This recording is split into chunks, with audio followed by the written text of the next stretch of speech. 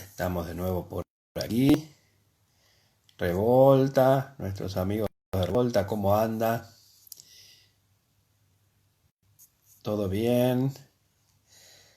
El Bada también. Bada Producción está presente allí.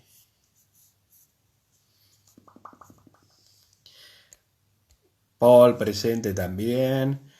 Bueno, a ver, cuéntenme si entramos con Nati. Nati está en Tierra del Fuego. Vamos a ver si podemos conectarnos, porque la conexión allá no es de las mejores. Vamos a ver. Ahí está Nati. Voy a intentar ir con ella. A ver, a ver, a ver, a ver, a ver. De internet desde allí. Vamos a intentar.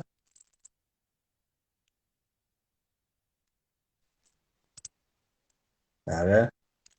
Nati, aló, Hola, ¿cómo está?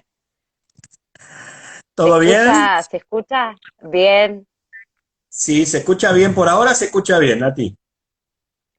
Ahí estoy pero estamos. quieta. La fibra óptica en Tierra del Fuego está complicada.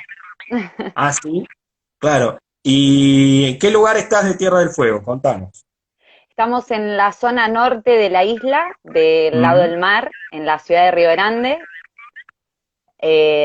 Así que bueno, estamos en una fase uno, diríamos, A ver, con cuestión contame, pandemia. No, bueno, contame. no, la pandemia nos atravesó con 3 casos en el inicio, en el mes de marzo. Luego tuvimos casi 80 días consecutivos sin ningún tipo de caso, con obviamente fronteras cerradas, aeropuertos Ujú, cerrados. Solamente la circulación era para aquellos que tenían habilitado la circulación con permisos nacionales y provinciales. ujú. En Ushuaia sí, el inicio en Ushuaia fue mucho más complicado, tuvieron muchos casos porque teníamos los vuelos internacionales todavía con repatriados.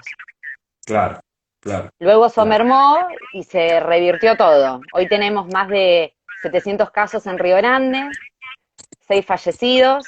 Y bueno, en la Opa, ciudad de Ushuaia viene todo bastante controlado. Así que bueno, tenemos la ciudad cerrada, lo que es Río Grande. No tiene la ruta nacional número 3, que es la que nos acerca a Ushuaia y Tolwyn, cerrado. Y bueno, los aeropuertos también solamente llegan al aeropuerto internacional de Ushuaia, que es, bueno, somos una isla, ¿no? Somos aerodependientes. Así que claro. los aeropuertos sí o sí los necesitamos para que traigan alimentos, testeos, insumos. Así que bueno, trabajando, quedándonos en casa y trabajando desde casa, no queda otra. Claro. Y además con mucho frío, ¿no? Sí, tuvimos, el cambio climático se sintió, me parece que el mundo paró, tuvimos un clima similar al 95, 96, con nevadas, con fríos, la verdad que lindo, porque era el invierno que nosotros teníamos siempre acá. Claro, claro, claro, Pero claro. bueno, hay algunas cositas que quizás no estuvieron buenas, que fue que, bueno, tenemos mucha gente que viene a la isla a poblar, entonces aquellos que llegaron hace 10 años, 6 años, 5 años, se encontraron con un clima que no era normal para ellos. De hecho, las Claro, viviendas eran bastante precarizadas en el sentido que no estaban preparadas para un clima con 25 grados bajo cero. O sea, un clima que era el que nosotros siempre teníamos acá, son temperaturas súper bajas, así que bueno, tuvimos problemas con las redes de agua, se congelaban las cañerías, gente sin agua durante semanas, así que bueno, tiene su lado bueno, que era el invierno para aquellos que no habían conocido nunca la nieve, y por otro lado, bueno, las instalaciones de las viviendas que no estaban preparadas para estos fríos. claro, claro. Bueno, Nati, contanos un poquito. Digamos, tenés un doble carácter. Por un lado, sos activista feminista, conocida y renombrada, y además secretaria de la UCR Nacional. ¿Desde cuándo tenés ese cargo, Nati? Bueno, las autoridades nacionales del partido, como el que no sabe les comentábamos, se renuevan cada 2 años. Mm, La mesa el año pasado se renovó. y tuve la posibilidad de, bueno, de integrar esta mesa, esta nueva conducción en el partido. Para mí es un honor y un orgullo poder estar ahí. Creo que es un reconocimiento a la militancia, al trabajo, el trabajo en colectivo, el trabajo en equipo. Debería decirte que me formé y me crié en la militancia en Capital. Aprendí militando con los amigos de la cantera, en la Comuna 3, en los pibes de la Comuna 12. Así Ujú. que luego el territorio que uno va haciendo a nivel nacional, con la Juventud Radical, con Luciana Rachel, que fue la primera mujer en presidir nuestra organización juvenil, que la verdad haber participado de ese hecho histórico para mí fue un orgullo, un honor y sobre todo militar con ella, ¿no? Un todoterreno, así que la verdad que bueno, es un placer poder representar al partido como una de las integrantes jóvenes, también está Petu Castillo, que es otra de las jóvenes que está dentro de la mesa nacional, y bueno, nos Ujú. atraviesa una pandemia como a todos, así que tratando de adaptarnos a las nuevas normalidades, sin dejar de Claro. hacer política, tratando obviamente de buscar siempre los consensos y aportar desde una crítica constructiva, ¿no? Bien. Y contanos un poquito, bueno, hoy vos sabés que se cumple un nuevo aniversario, eh, 7 de agosto, de la sanción de la ley María da Peña, que es una ley muy importante en Brasil y una referencia a nivel también internacional por el origen de la ley, ¿no? Es una ley que vamos a tener la posibilidad de charlar con Mónica Calilé a partir de las 9:30, que es una líder feminista en Brasil y líder de un instituto que se llama Instituto Cultural Amulierada, que trabaja en la problemática de violencia de género, donde el arte y la cultura forman una parte muy importante, así como la 14 bis trabaja en la inclusión social de jóvenes en situación de riesgo, han encontrado en el arte y en la música una forma también de lucha contra el flagelo de la violencia de género. Y entonces te hemos convocado un poquito para hablar de, bueno, de aquel ni una menos para acá, ¿no? Cómo se ha instalado este tema y contame un poquito cómo ves la problemática de la violencia de género hoy.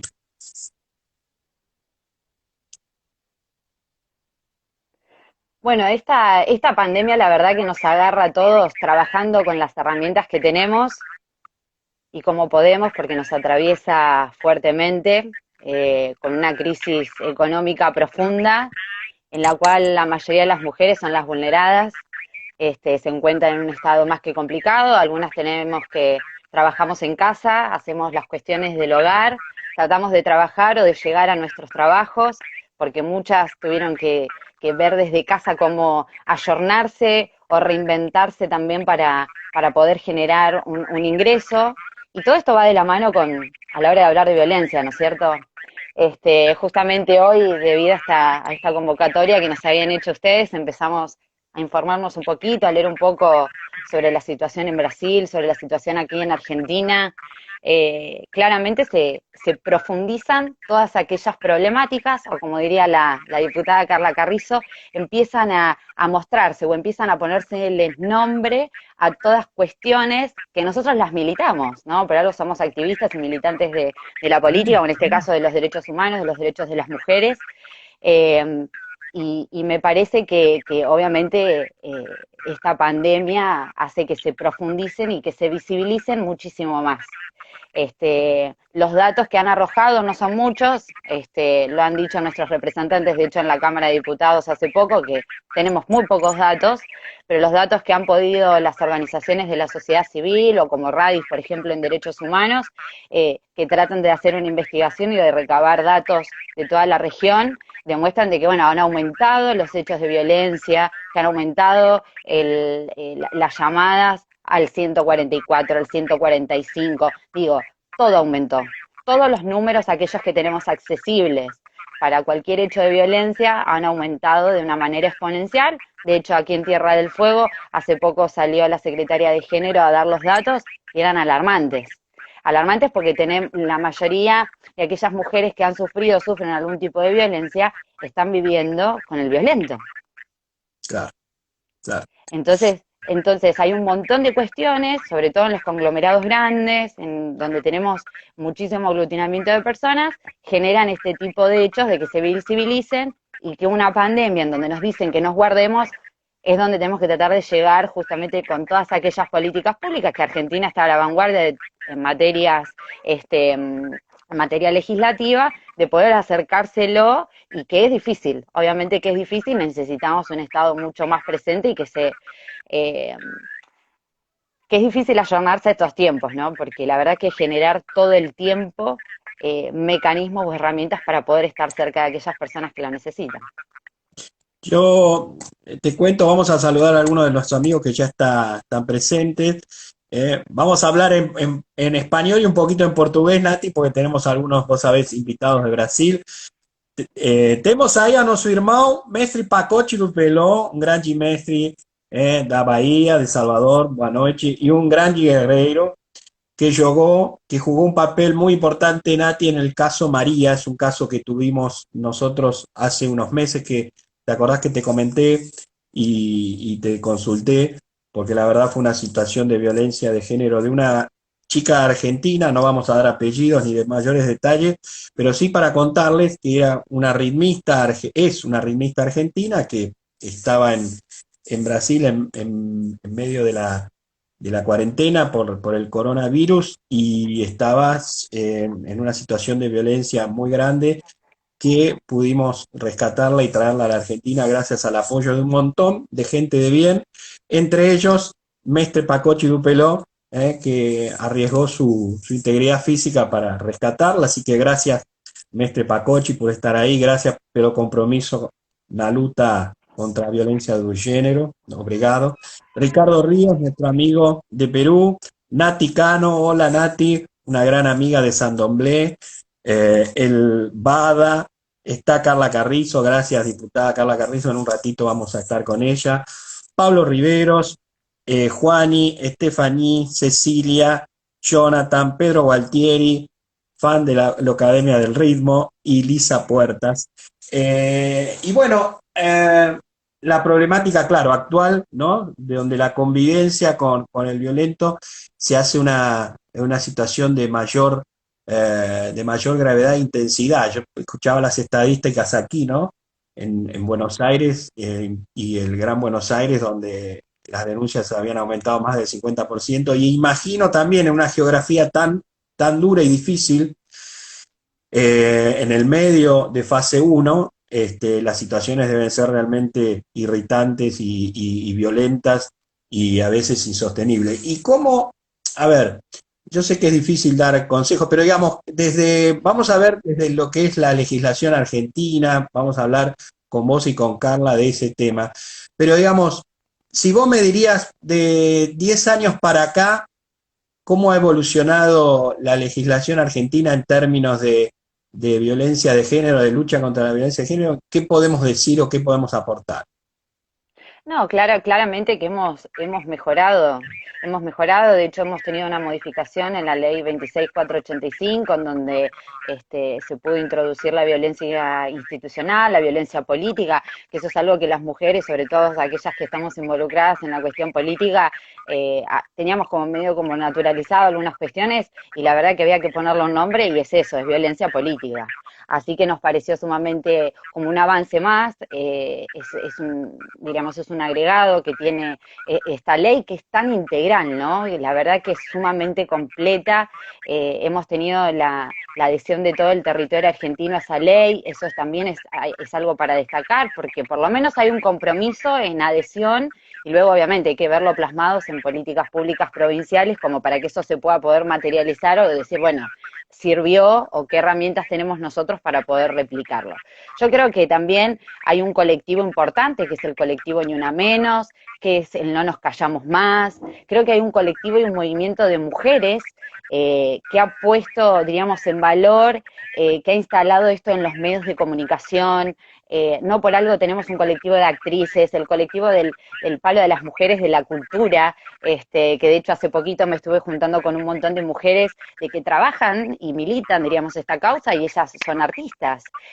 También lo han hecho las periodistas, y me parece que es un tema bueno, que logró instalarse, que logró trabajarlo, y que sin todas esas voces, y aquellas que pueden porque tenemos muchas mujeres que ya no pueden ponerle voz a esto, como son cada uno de los casos de femicidios que hemos sufrido en la Argentina y sobre todo en estos primeros meses de año se profundizaron y fueron en aumento a otros años.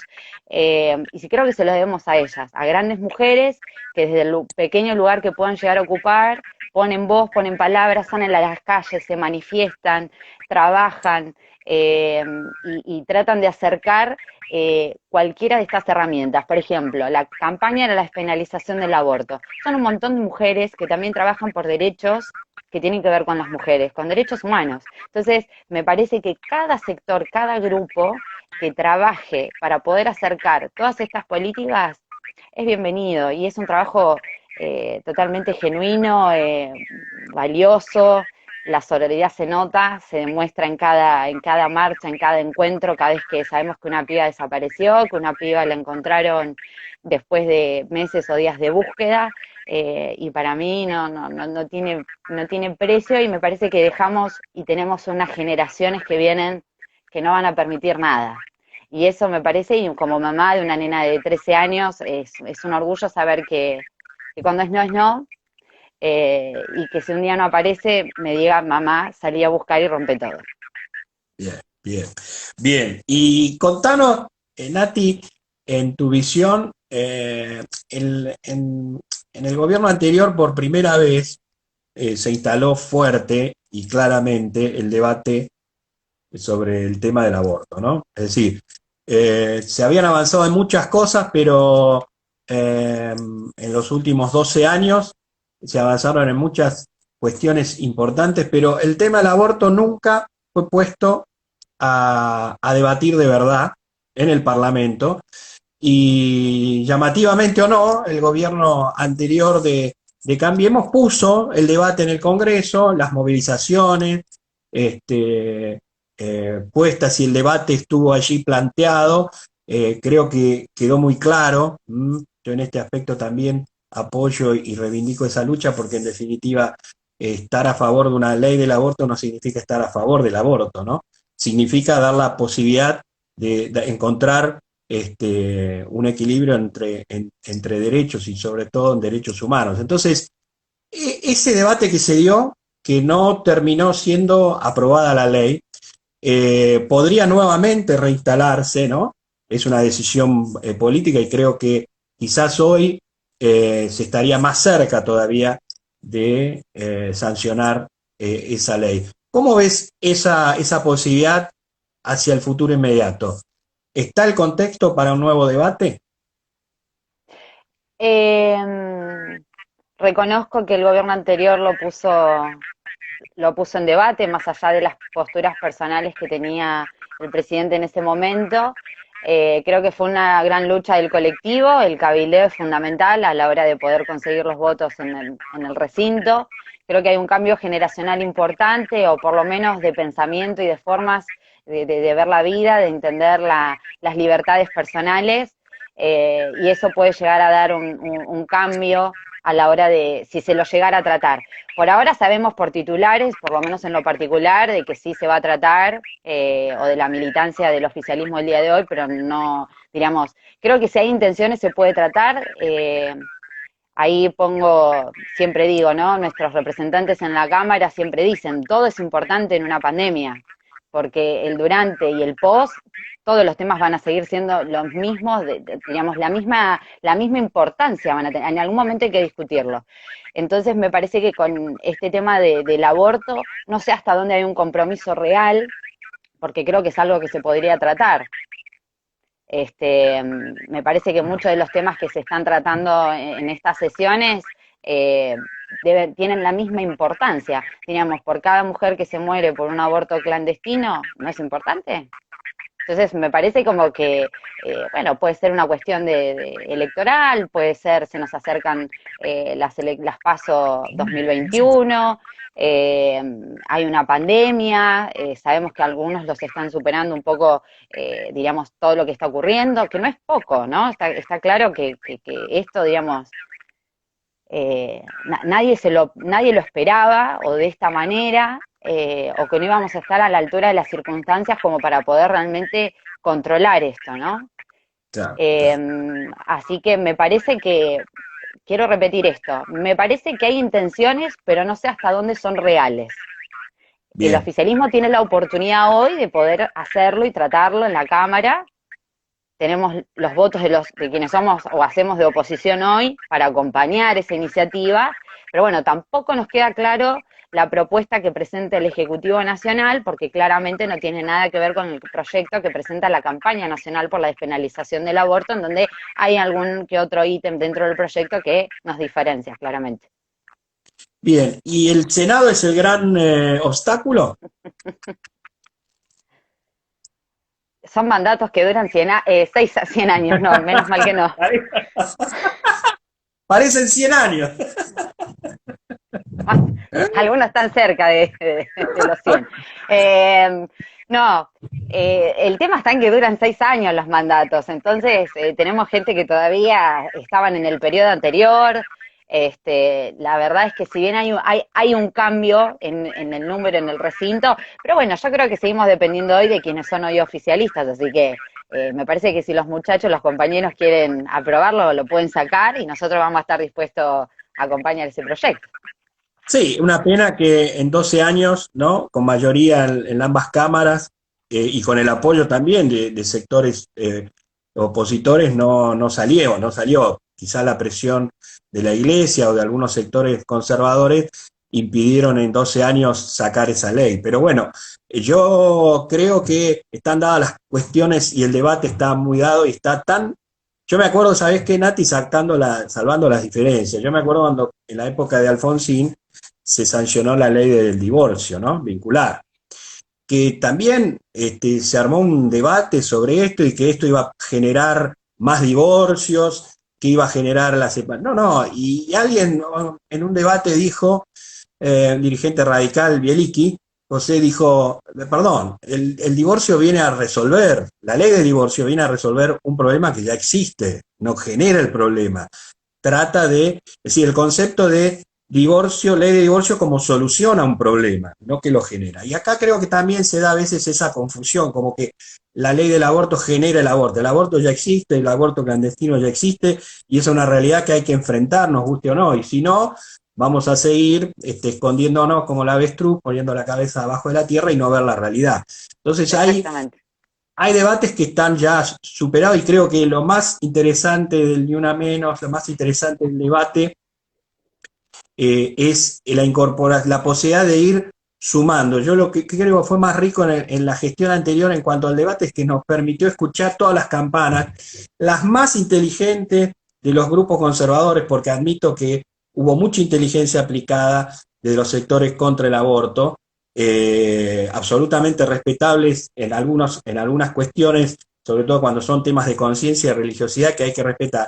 Y del lado verde, digamos, con brillantes posturas, muy inteligentes y superadoras. Así que creo que fue el debate, uno de los debates de democracia más enriquecedores que nos permitieron tomar posición y después de escuchar a todas las campanas. Así que ojalá eso avance y se pueda consolidar ese proyecto.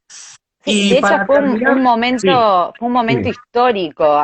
Te diría que el mundo estaba pendiente de lo que pasaba en Argentina, sobre todo pensando en esto, ¿no? En que somos pioneros en un montón de legislaciones que están a la vanguardia de países supermodernos. Entonces era como que no podía no pasar, no podía no aprobarse en Argentina. Y bueno, claro. lamentablemente no alcanzó el cabileo ni la sororidad entre pares, porque la verdad que esto fue una lucha entre socialistas, radicales, peronistas, de centro izquierda, de todos lados. Pero bueno, lamentablemente la fuerza, sin dudas, creo, de sectores más conservadores, el papel de la iglesia es y sigue siendo importante porque la verdad tengo que reconocer que siguen organizándose y eso es algo que también nosotros tenemos que tenerlo en cuenta porque son formas de seguir involucrándose también en política y generando alguna, diríamos, que se nos traben aquella búsqueda de libertades independientes que seguimos buscando, ¿no? Claro, claro. Para terminar, no quiero dejar de que nos cuentes vos que estás ahí en la isla, la querida Tierra del Fuego, e islas del Atlántico Sur e Islas Malvinas, ¿no? No hay que olvidarse que forma parte de la provincia de Tierra del Fuego, todo las Malvinas y las islas del archipiélago sur. Y contanos cómo es la realidad del municipio de Río Grande, algo ya nos contaste, y del estado, del gobierno provincial respecto al tema violencia de género. ¿Hay algo que se pueda hacer desde los municipios, desde la provincia, además de lo que aporta Nación?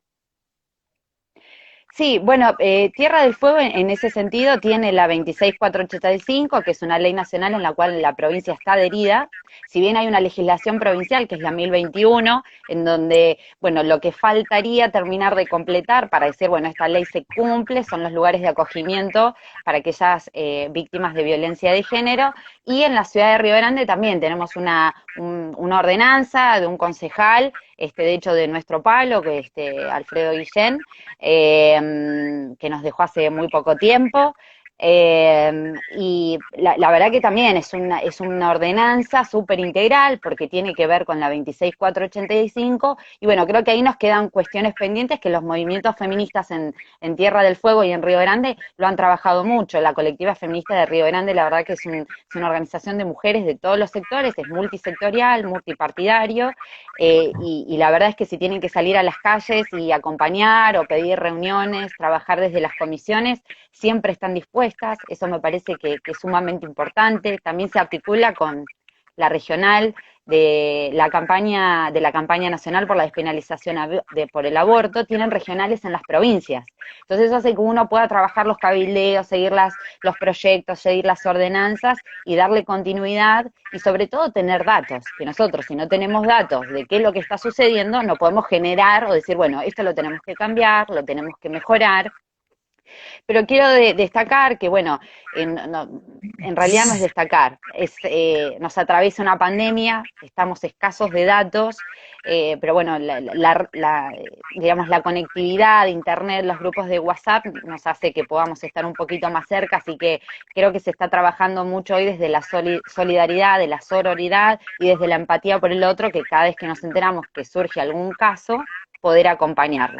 En la ciudad de nosotros, en Tierra del Fuego, es la provincia más pequeña en constitución de municipios, son tres: Ushuaia, que es la capital, Tolwyn y Río Grande, que es la que está al norte de la provincia. Tenemos un montón en materia legislativa, poco se aplica, pero nos atravesó un cambio de gestión, un inicio de una pandemia, veremos cómo sigue esto, pero bueno, por lo menos las organizaciones de la sociedad civil trabajamos y tratamos de hacer un monitoreo. Sobre todo al ser una comunidad pequeña, uno tiene acceso al concejal, al intendente, que eso quizás en ciudades grandes no pasa, que te cruzas un concejal, un legislador y le podés llevar alguna inquietud. Eso aquí en Tierra del Fuego por suerte pasa.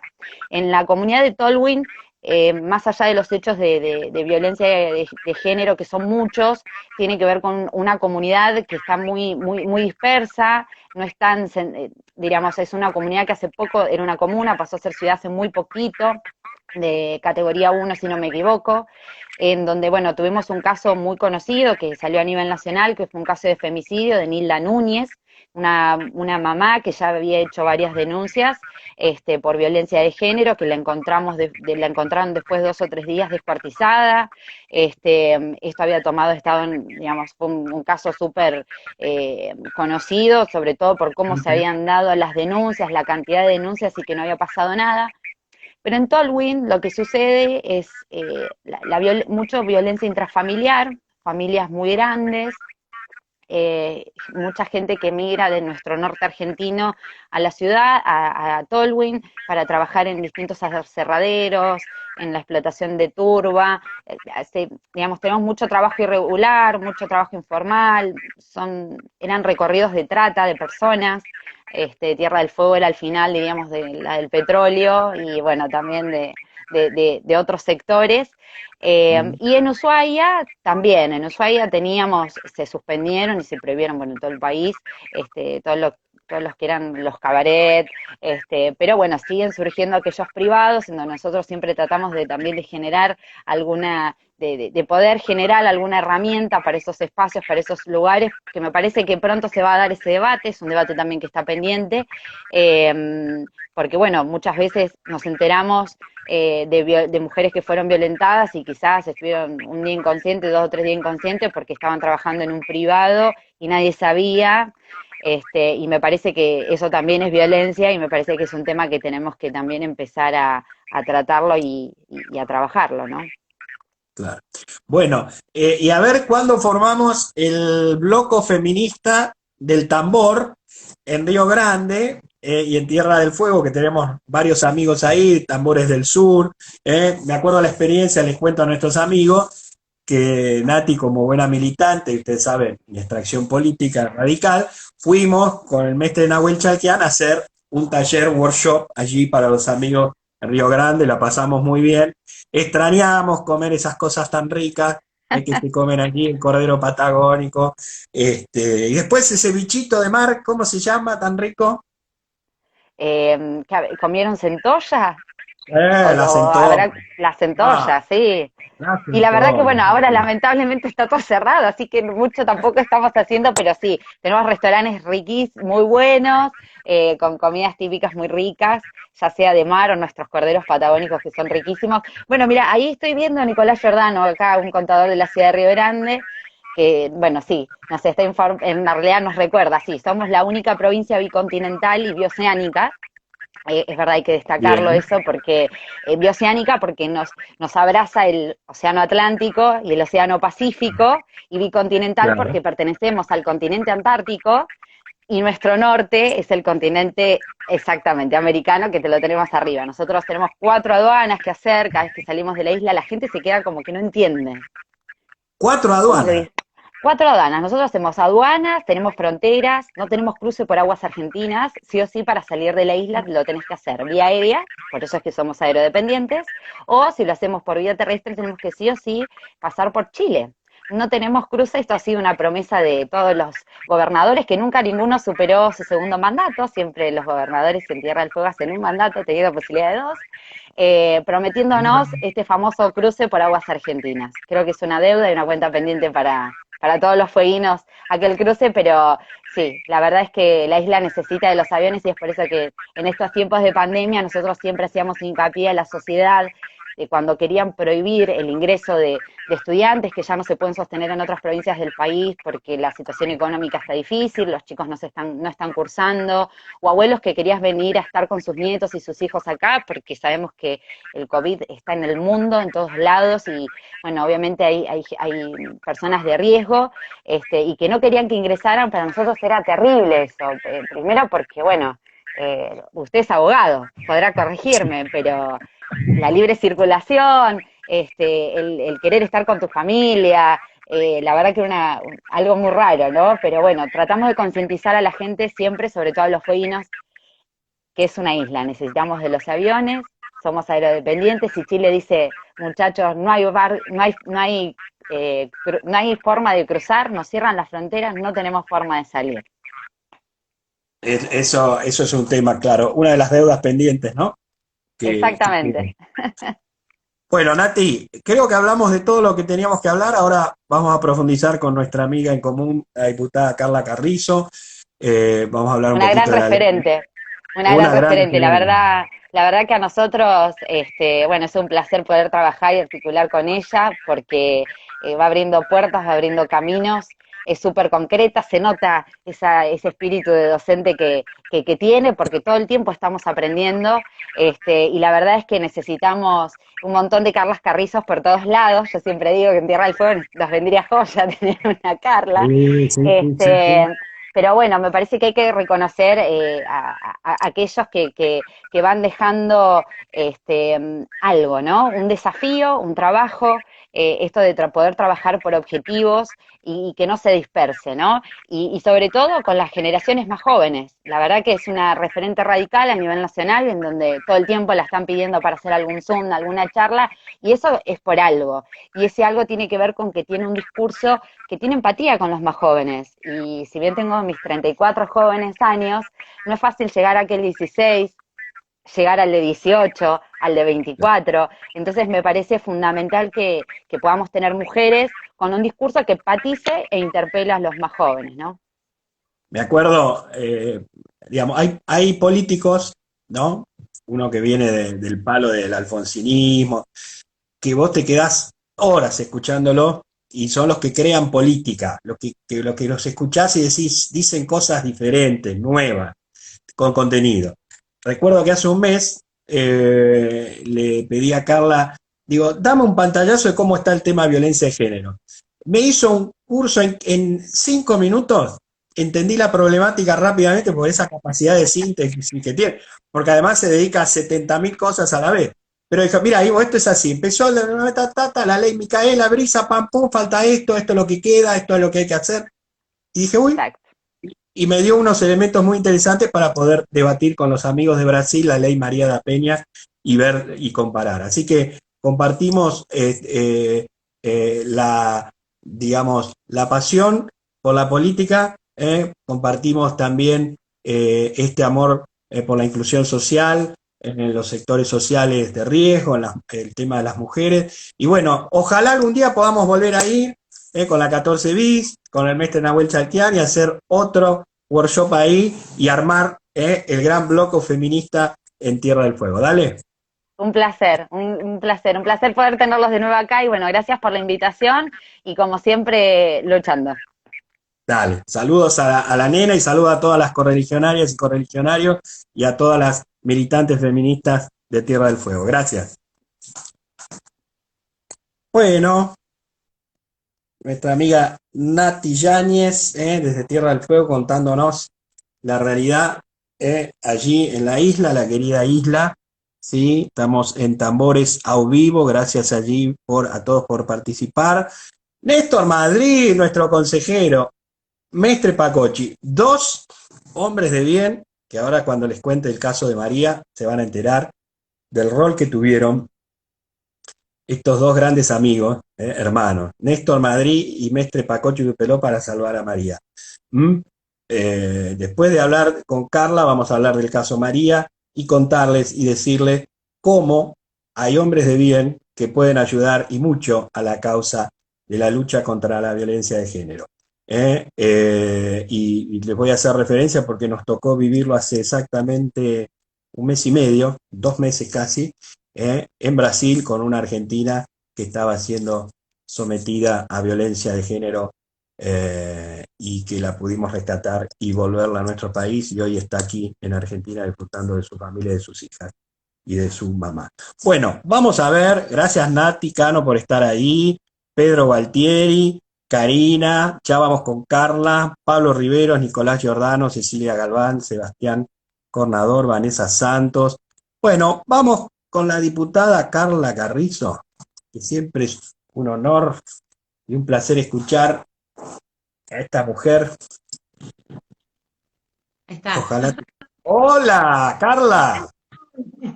¿Cómo le va? Acá estamos. Bueno, cerrando una semana, un viernes, como todos. Un placer enorme escuchar a Nati, escucharte a vos, Ivo. Hacía mucho que no charlábamos en vivo y en Ujú. directo. Así que, bueno, me encantan estos espacios en donde podemos pensar y descontracturarnos un poquito. Nos hace falta. Así que, bueno, un placer enorme. Nati es una de las los grandes promesas, digamos, de radicalismo que necesitamos un partido con un poquito de rock, ¿no? Porque realmente Y Samba Reggae, Samba Reggae. hay que cerrar ese ciclo. Yo cuando los escucho a mis colegas correligionarios que dicen, a ver, los diputados sub 40, digo, por favor no digan más eso, porque están Claro, diciendo que no están adentro. Si los tenemos exacto. que contar, es porque son minoría, y eso no habla bien de un partido que quiere proyectar futuro. Así que no los nombren más. Directamente los ingresemos para que nos reemplacen. Bueno, Carla, un gusto tenerte en Tambores a Vivo.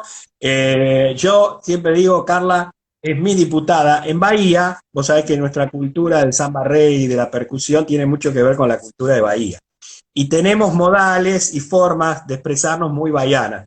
Una de esas formas es decir, mi hermano, mi presidente, mi diputada, cuando uno siente que a quien está hablando le merece un respeto, y lo decíamos recién con Nati, vos sos, en lo personal, considero la más brillante diputada de los últimos años, no solo del radicalismo, sino de la Argentina, con una capacidad de gestión, con una capacidad de síntesis y de poder estar en 7, 8 lugares a la vez, pero siempre con la palabra justa. Así que vamos a aprovecharte y te vamos a sacar el jugo porque quiero que me cuentes, el tema que nos trae obviamente es violencia de género, el aniversario.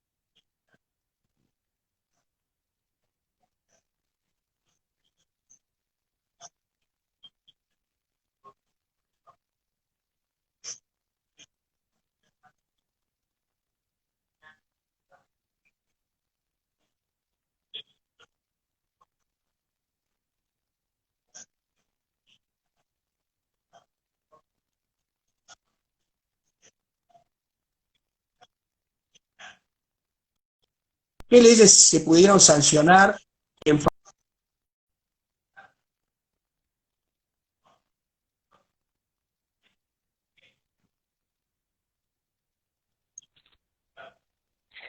¿Me copias, Carla? A ver, ahora sí.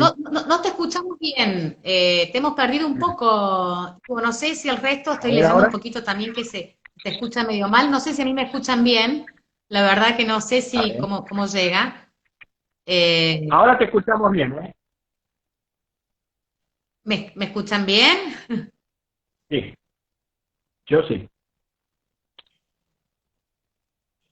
¿Vos me escuchás bien? Ah, Yo te bueno, escucho bien. porque buenísimo, te recibimos medio cortado, pero bueno, no, primero decirle al resto que realmente, la verdad, habla tan bien de mí porque tenemos un gran afecto, hemos transitado muchas luchas juntos, sobre todo la construcción de ese radicalismo capitalino que siempre fue un poco rebelde e intenso y eso ha sido un enorme placer para transitarlo juntos. Me encantó mucho este contrapunto de Brasil y Argentina que planteas, Ivo, y la verdad, yo tengo que decir que todo ese colectivo de derechos que surgió en Brasil a partir de esta historia trágica que fue, ¿no? Digamos, el nombre, se ve que María nombra muchas víctimas en Brasil, pero ahí hay una historia original que tiene un nombre que nombra a todas. Porque también quiero decir que fue muy difícil para Brasil y la velocidad que están adquiriendo, los procesos políticos son muy distintos. Y en Brasil es mucho más difícil que en Argentina. Entonces, tiene mucho más mérito todo lo que son esas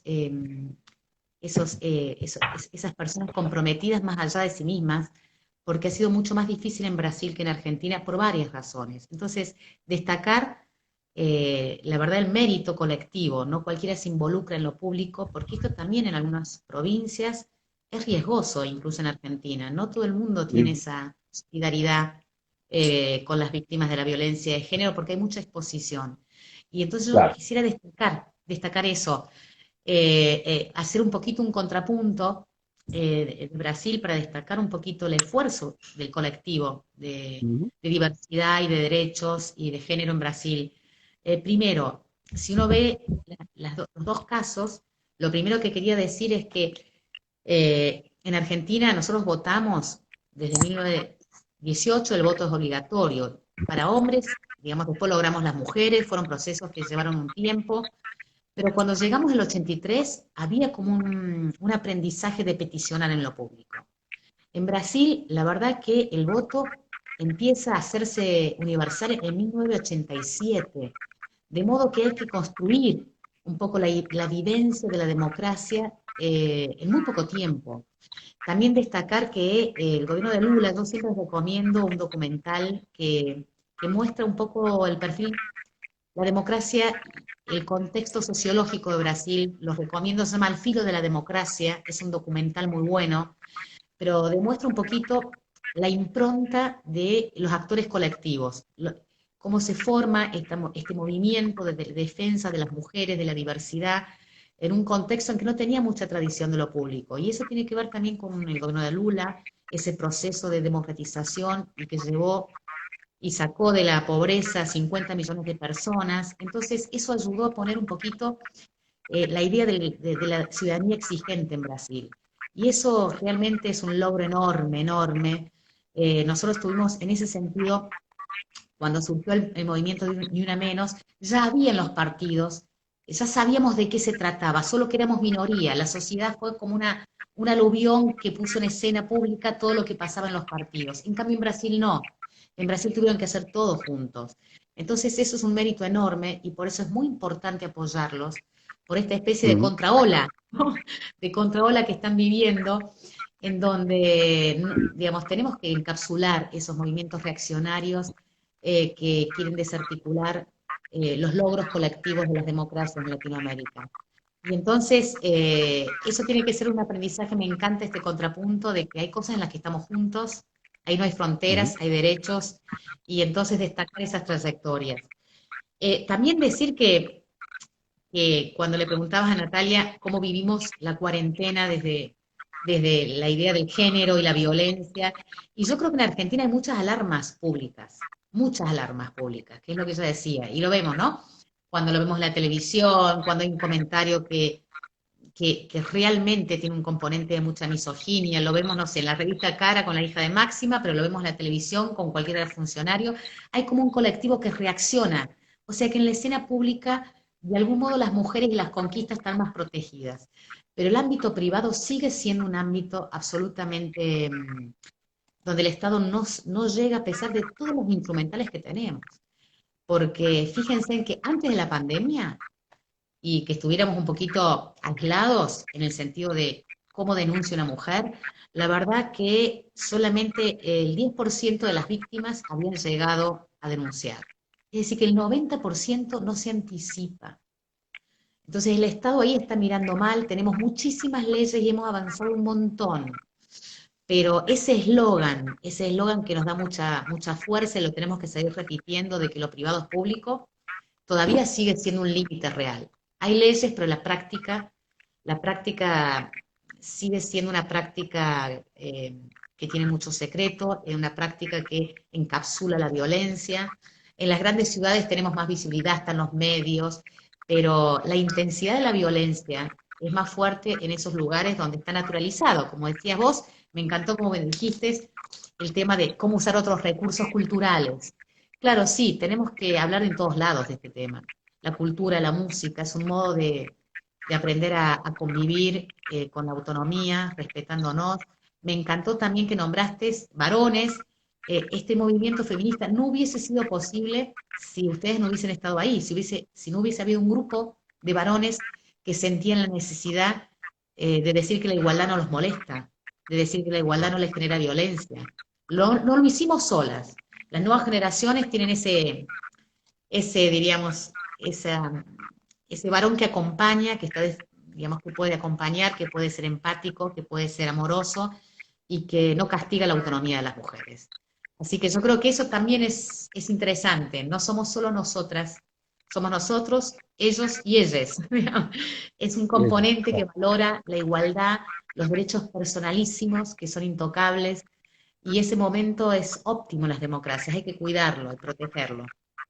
claro. Porque en definitiva es defender los derechos humanos integralmente, ¿no? Es decir, la lucha contra la violencia de género y la igualdad de género es la lucha, en definitiva, por los derechos humanos, Exacto, exacto. ¿no? Bien. Carla, contame un poquito, eh, porque el otro día el Comité Capital convocó en el marco de la ley Micaela, ¿no? A una capacitación específica sobre el tema de la violencia de género y del punto de vista de género. Contanos un poquito eso, ¿qué significó la ley Micaela? ¿Qué significa en términos concretos? Fue un avance enorme, enorme, digo, porque vos pensás que siempre decimos en democracia, ¿por qué no le permitimos cualquier cosa a la autoridad? Porque la autoridad enseña. Si la autoridad no enseña a respetar, bueno, entonces la democracia no construye cultura. Entonces, Lo importante de la ley Micaela es que dice, miren, primero el Estado tiene que no ser misógino para poder cuidar, porque no puede comunicar ninguna política que no le salga natural. Entonces, Claro. realmente la idea de que para ser funcionario hay que cumplir la ley y hay que tener una mirada de igualdad, y todos los funcionarios están obligados a cursarla, eso es fantástico. Y ahora Claro. estamos en el proceso de nacionalizarla, o sea que también nos pasa en Argentina lo que les pasa en Brasil. A veces tener una ley no es tener una conquista, es tener un punto de partida, porque también es un país federal. Bueno, ni hablemos de la magnitud, ni hablemos de la magnitud, solo pienso que San Pablo tiene 44 millones, toda la Argentina allí, en esa gran urbe, o sea que Claro. realmente el tema de poder cambiar un enfoque, empezar a hablar otro lenguaje, sentirlo sin ser forzado, eso es un proceso que va a llevar tiempo. Pero está muy bueno que se implementen los partidos, no solamente los funcionarios. Claro. Y a mí me encanta cuando comparaba un poco la legislación, hay un lugar que nosotros no estamos llegando. La pregunta es, ¿por qué las víctimas denuncian poco? Y porque el Estado no llega con la equidad y no llega con el lenguaje de la perspectiva de género a las escuelas. Miren, defendemos mucho la ESI y la ESI todavía no está instalada, pero menos se habla de violencia de género en las escuelas, que es el mejor modo de llegar a las casas. Es lo que decía Natalia cuando decía el contrapunto generacional, que nos debe atravesar a todos. Nuestros hijos nos interpelan, pero es interesante ver que el mejor modo de llegar a los Ujú. hogares es a través de la escuela pública, en la primaria, y la verdad que todavía no hay ahí un lenguaje de perspectiva de género, y si no logramos eso, bueno, vamos a estar arriba, pero no vamos a estar abajo. Le vamos a enseñar a los funcionarios, pero necesitamos que aprendan los tíos, los padres, los primos, los Claro. pares. Entonces me parece que hay que verlo como un punto de partida, empieza de arriba para abajo, pero lo que nos falta es de abajo para arriba. Bien, Porque una mujer que bien. no se anima a denunciar es una mujer que siente que no es víctima, que puede Claro, resolverlo, claro, ¿no? claro, claro. Y que hasta se piensa victimaria, ¿no? O propiciadora de la violencia que, Exactamente. claro, que sufre. Y contanos un poquito esto de que en el Comité Capital de la UCR se lleve a cabo la capacitación en el marco de la ley Micaela. ¿Esto está así pensado? ¿Es una iniciativa voluntaria de la UCR Capital? ¿O está pensado en que todos los partidos políticos, sindicatos, colectivos en general participen de esta idea de capacitarse en esta cuestión de género?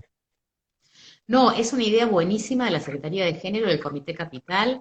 El Comité Capital siempre tiene como una distinción, ¿no? Fue el único comité de los 24 distritos que cuando fue el gran debate que dividió un poco la sociedad, pero que le puso una intensidad a las nuevas generaciones, que fue el debate sobre la legalización del aborto, fue el único distrito que en una convención decidió cuál iba a ser la posición del radicalismo de la ciudad. Y los diputados tuvimos mandato, no es que pudimos elegir, tuvimos mandato, porque ellos veían que acá hay una cuestión de salud pública. Como decía Alfonsín, no se trata de que piense igual. Si yo represento al Estado, tengo que representar a todos, aunque no me identifique con la política. Esa es la idea de solidaridad, ponerme en el lugar del otro y ver que es un tema de salud pública. Así lo Claro, vio el Comité Capital. Y en este tema también, dijo, no alcanza con los funcionarios, porque tenemos que educar a los políticos que algún día van a ser funcionarios, y a los jóvenes que algún día van a ser diputados. Así que yo espero que esto se lleve, bueno, nada, que todos los comités de todos los distritos y que todos los partidos, porque si no, bien, como decía Natalia, mirá, el año pasado cerramos el año ampliando esa ley original y incluimos las formas de violencia de género en política, que está llenísimo. ¿Vieron esas fotos de las mesas masculinas que siguen siendo, las mesas de poder son todas masculinas, y entonces encontramos una y dos mujeres, y a veces lo que vemos es como que está fuera del clima de época? Bueno, eso pasa porque claro, hay que formar a los varones con los que competimos y con los que construimos poder. Es de abajo, está buenísima esa idea del Comité Capital. Ojalá lo tomen los 24 radicalismos, los 24 peronismos y todos los partidos nuevos y provinciales. Tiene que ser otro lenguaje en la Argentina, tiene que ser otro clima de época. Así que buenísimo esto, ¿eh? bien. Y a ver, la ley Brisa. Contame algo de la ley Brisa porque hay poca gente que la conoce, pero también fue un aporte de los últimos años que creo que es importante. Sí, realmente es lo que decís vos. Y vos, mira, yo digo, justamente el último tiempo, cada ley vinculada al género o a la violencia de género tiene un nombre propio, ¿no? La ley Micaela, la Claro. ley Brisa. Bueno, esa ley la pudimos sancionar durante el gobierno de Cambiemos. Fue un gran trabajo de la presidenta de la Comisión de Mujer en ese momento, Alejandra Martínez, y un gran trabajo de Fabiana Túñez. ¿Cuál es la idea? La idea es que cuando hay un femicidio, no es que es víctima solo la mujer, es víctima los hijos, los tíos, los padres, pero básicamente, digamos, si solamente se miraba a la mujer como víctima, no se veía el entorno y el impacto, el daño emocional que genera esa situación en una familia. La ley Brisa es darle apoyo económico equivalente a un salario mínimo a los hijos que quedan huérfanos de un caso de femicidio. Y esto es importante porque es como incluir que esto, ¿no? El gran cambio de enfoque de la idea de homicidio a la idea de femicidio, a la idea de que, porque ¿qué nos pasaba también? Y era empezar a ordenar un poquito. Nos pasaba que había mucha judicialización con los hijos, y a veces los hijos quedaban con en manos de los femicidas, era una cuestión terrible. Entonces era empezar a ver la autonomía económica para que ese hijo pudiera estar aislado de un contexto de violencia, ¿no? Eso fue un gran logro y justamente cuando vino el jefe de gabinete le preguntamos de la implementación, si se está cumpliendo la ley, y quiero decir que nació en Cava, esa ley se empezó a cumplir en Cava, nació en la provincia pero se empezó a cumplir en Cava antes de la nación. Así que A eso ver. también habla de un distrito que mira bien. Ah, bien, Sí. bien. Es decir, en la ciudad de Buenos Aires ya Empezó antes que se hiciera ley a nivel nacional. nacional.